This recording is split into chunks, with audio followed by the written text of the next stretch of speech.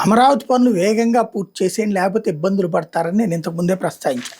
ఇప్పుడు ఆంధ్రజ్యోతి హైలైట్ చేసింది వేగం పెరగాలి అన్నటువంటిది. నేను ఈ ఎండాకాలం అప్పుడే చెప్పా, వేగవంతంగా పూర్తి చేయండి, రోడ్లు వేయడం కనుక ఇప్పుడు పూర్తి చేయకపోతే మళ్ళీ సాధ్యం కాదు. ఒకవేళ మీరు సగం చేసుంటే ఈలోపు వర్షాకాలంలో వర్షాలు వచ్చినాయి అంటే అది కొట్టుకుపోద్ది, మళ్ళీ మొదటి నుంచి బిగిన్ చేయాల్సి వస్తుంది. రోడ్లు, ఇన్ఫ్రాస్ట్రక్చర్, పునాదులు ఆ పైన దాకా ముందు ఏర్పాటు చేసేసుకోండి ఈ 3-4 నెలల్లో, లేకపోతే ఆ తర్వాత ఇబ్బంది పడతారు అన్నటువంటి. ఇప్పుడు జ్యోతే రాస్తున్నటువంటి దాని ప్రకారం అయితే పూర్తి కాలేదు, పైగా ఇబ్బంది ఎదురు కాబోతోంది అన్నటువంటిది. దీంట్లో రాజధానిలో 1270 కిలోమీటర్ల మేర రహదారుల నెట్వర్క్ని ఏర్పాటు చేస్తున్నారు.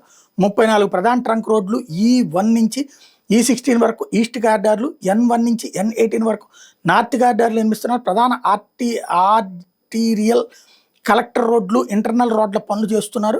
ప్రస్తుతం పర్వాలేదు అనిపించిన ఆలస్యంగా మొదలుపెట్టారు. ఆ వెంటనే వర్షాలు ముంచేయడంతో గతేడాది పనులు ఆగిపోయి గత 4-5 నెలల్లోనే ఒకంత వేగంగా పనులు జరిగిన లక్ష్యాన్ని చేరుకోవడంలో వెనుకంజలో ఉన్నాయి. మళ్ళీ వర్షాకాలం ముంచుకొస్తుంది. ఇదే వేగంతో జరిగితే 2027 నాటికి ఎల్పిఎస్ ప్లాట్లు రైతులకు అప్పగించడం దాదాపుగా అసాధ్యం.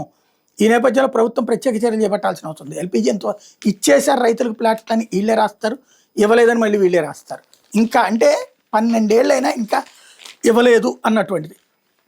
అమరావతిలో రైతుల లేఅవుట్ల పనులు మందగమనంతో సాగుతున్నాయి. మొత్తం 1A నుంచి 12A వరకు 13 ఎల్పిఎస్ జోన్లుగా విభజించి పనులు చేస్తున్నారు. రహదారులు, స్టార్మ్ వాటర్ డ్రైన్లు, సేనరైజ్ ట్రీట్మెంట్ ప్లాంట్లు, ఫ్లడ్ మేనేజ్మెంట్ ప్రాజెక్టులు, నీటి నిల్వ రిజర్వాయర్లు వంటివి చేపడుతున్నారు.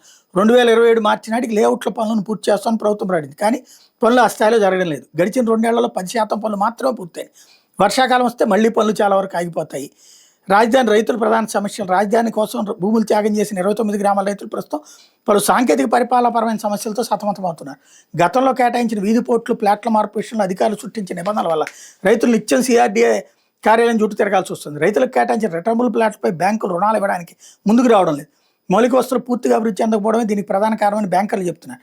సీఎం చంద్రబాబు బ్యాంకు అధికారులకు సూచించిన పరిస్థితుల్లో మార్పు రాలేదు. అసైన్ భూములకు సంబంధించిన వివాదం పూర్తిగా సమసిపోలేదు.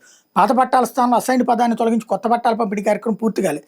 దీంతో వాళ్ళలో అసంతృప్తి వ్యక్తమవుతుంది. అది 2వ విడత పూలింగ్ గ్రామాలకు విస్తరిస్తోంది. అమరావతిలో ప్రభుత్వ భవనాల నిర్మాణం ఆశించిన స్థాయిలో జరుగుతోంది. ఆల్ ఇండియా సర్వీసెస్ ఉద్యోగుల భవన సముదాయం, ఎమ్మెల్యే ఎమ్మెల్సీ క్వార్టర్స్ పనులు దాదాపు 90% పైగా పూర్తయి ప్రారంభానికి సిద్ధమవుతున్నాయి. NGO ఉద్యోగుల భవనాల నిర్మాణం 70% వరకు పూర్తయింది. గడిచిన ఏడాది కాలంలో వీటి నిర్మాణ పనులు ఊహించిన స్థాయిలో పురోగమించాయి. న్యాయమూర్తుల నివాస సముదాయాలు సుప్రీంకోర్టు ప్రధాన న్యాయమూర్తి ఇటీవల లాంఛనంగా ప్రారంభించారు. వీటిలో సగం భవనాలు అందుబాటులోకి వచ్చాయి. మిగిలిన తుద్దశ పనుల్లో ఉన్నాయి. మంత్రుల భవనాల నిర్మాణ పనులు వేగంగా జరుగుతున్నాయి. ఐకానిక్ సెక్రటేరియట్ భవనాల్లో GAD టవర్, సచివాలయ భవనాలు 1, 2, 3, 4 నిర్మాణ పునాదులు దశను దాటి 2-3 అంతస్తుల వరకు పూర్తయ్యాయి. ఐకానిక్ అసెంబ్లీ నిర్మాణానికి సంబంధించి ఫైలింగ్ పనులు జరుగుతున్నాయి. హైకోర్టు భవనానికి సంబంధించి రాఫ్ట్ ఫౌండేషన్ పనులు పూర్తయి నిర్మాణ పనులు ఊపందుకున్నాయి. అయితే ఈ ఏడాది అవ్వదు. మళ్ళీ ఇప్పుడు వర్షాలు, తర్వాత ఎట్లా ఉంటుందన్నది చూడాలి.